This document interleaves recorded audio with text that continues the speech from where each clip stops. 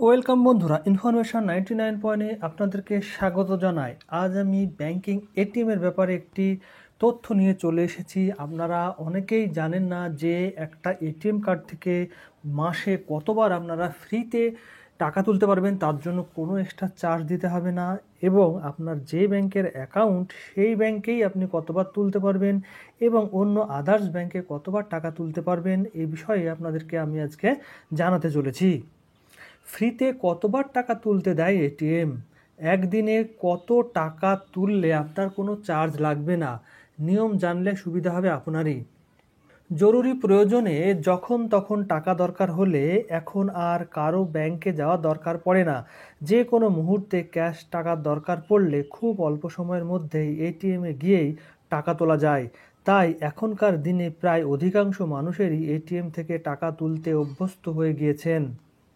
কিন্তু এটিএম থেকে টাকা তুলতে এটিএম সম্পর্কিত বেশ কিছু জরুরি নিয়ম সম্পর্কে জানেন না অনেকেই। তবে এই বিষয়টি না জানলে সমস্যায় পড়তে পারেন গ্রাহকরা।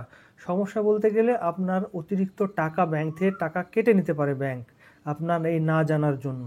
আসুন জানা যাক এটিএম বা ট্রানজাকশানের সম্পর্কিত বেশ কিছু জরুরি তথ্য। একদিনে এটিএম থেকে সর্বাধিক কতবার তোলা যায়? প্রসঙ্গত, সারা দিনে এটিএম থেকে একাধিকবার টাকা তোলা গেলেও টাকার পরিমাণের বেশ কিছু সীমাবদ্ধতা আছে। এক একটি ব্যাংকের ক্ষেত্রে এই টাকা তোলার পরিমাণ এক এক রকমের হয়।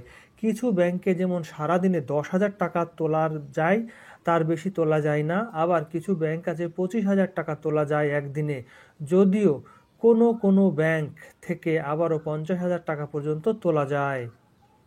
এছাড়াও অনেকেই জানেন না, রিজার্ভ ব্যাংক অফ ইন্ডিয়ার দেওয়া নির্দেশ অনুযায়ী প্রতি মাসে যে কোনো ব্যাংকের এটিএম থেকে 5 বার বিনামূল্যে টাকা তোলা যায়। তবে কেউ যদি ভুলবশত 5 বারের বেশি টাকা তুলে ফেলেন, তাহলে তারপর থেকে আপনাকে 21 টাকা করে চার্জ দিতে হয়, বা আপনার অ্যাকাউন্ট থেকে প্রতিবার 10,000 টাকা তোলার পিছু 21 টাকা করে টাকা কেটে নেবে। তাই বন্ধুরা, যে সমস্ত ব্যাংকের 5টার বেশি টাকা তুলতে প্রয়োজন হয় আপনাদের, সেক্ষেত্রে আপনাদের সে বিষয়ে সতর্ক থাকতে হবে এবং আপনারা যে 21 টাকা করে চার্জ এড়িয়ে যেতে পারেন। অনেক ক্ষেত্রে দেখা যায় একবারে মাত্র 10,000 টাকায় তোলা যায়, আবার কোনো কোনো এটিএমের ক্ষেত্রে একবারে মাত্র 5,000 টাকা তোলা যায়, আবার কোনো ক্ষেত্রে দেখা যায় 25,000 টাকা, আবার কোনো কোনো এটিএমে 50,000 টাকা। তাই এটিএমের কার্ড ভেদে এবং এটিএমের যে কোন ব্যাংকের এটিএম তার উপর ভিত্তি করেও এটিএমের লিমিট নির্ধারিত হয়ে থাকে।